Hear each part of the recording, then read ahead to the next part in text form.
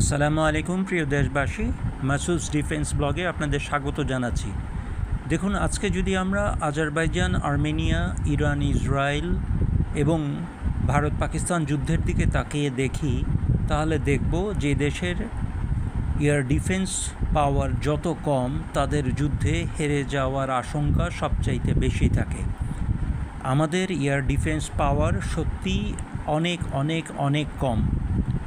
যেখানে আমাদের প্রায় 4 থেকে 5,000 পর্যন্ত সারফেস টু এয়ার মিসাইল থাকা উচিত, সেখানে আমাদের কাছে রয়ে গেছে কিছুমাত্র উন্নত মানের FM-90C point defence surface two air missile.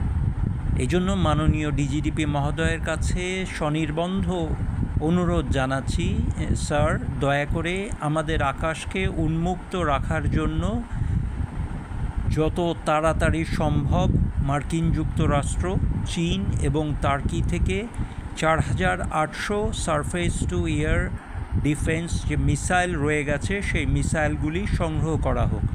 সালাম সবাইকে। আসসালামু আলাইকুম ওয়া রাহমাতুল্লাহ।